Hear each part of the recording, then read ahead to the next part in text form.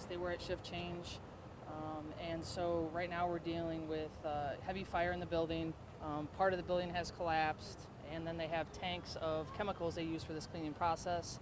Those had ruptured, and those are now on the ground. So we're trying to get accountability for all the employees right now. We do, unfortunately, have 2 that are still unaccounted for. So right now, the priority is life safety and fire mitigation. So we are actively assessing any areas in the building where we believe anybody could be in a void space or an area that is protected from the fire. And can you talk about the injuries? We did have a couple people injured, a couple employees, minor injuries. I don't know if either of them have been transported. Again, this is still an evolving scene, so that's the best information I have right now. And then were there any fatalities with this fire? I don't know that. We are trying to go through the employee list and account for every employee that was there. We do have some eyewitnesses, and again, we have 2 people that are unaccounted for. Can you talk about the nature of the building, what kind of work they're doing in there? We heard possibly chemicals.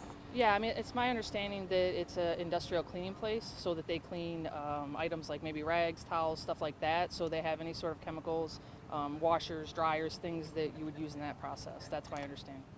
And then just kind of based off of your guys' initial impression, is there anything right now just regarding what could possibly have started this fire?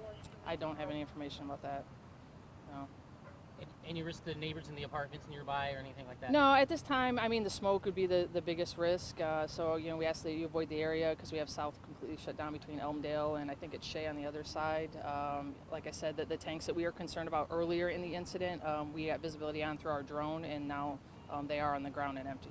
So we will be dealing with some ground cleanup, though, once we get this under control. What are the challenges of fighting a fire like this? Safety from explosions and a hazardous material standpoint, right? So initially they had explosions, so we had to stay back a little bit, use our master streams like you see in the ladder truck. But also there was a water line that ruptured in the building that gave us really low water pressure. So, we had to tap a couple different hydrants, and we were having issues with that so we could get the water shut off. Chief, any idea on the square footage of this building that you're dealing with? I do not know that, no. Was it a 1-story structure, 2-story? It appears like a 1-story structure, but part of it's down on the ground, so I can't say for sure. And then for you guys, were there any injuries amongst your firefighters at all? No firefighter injuries as of now. And then obviously you guys are going to continue to battle this. It'll continue to be under investigation throughout the course of the day. Yeah, that's correct. I mean, we have TPD on scene, we have our arson investigators on scene, but again, our priority right now is any life safety and fire mitigation. Can you talk about the spread, a possible spread? Is there any possible spread to other buildings? Has it reached multiple buildings? No, I mean, I think it's all their property. Like, again, I don't know what it looked like before I arrived because the building is partially on the ground now, but there's enough separation between the other businesses that they should not be affected at all. Perfect. Alrighty, and then anything we might not have asked you about that you were hoping to touch on or talk about at all? Nope.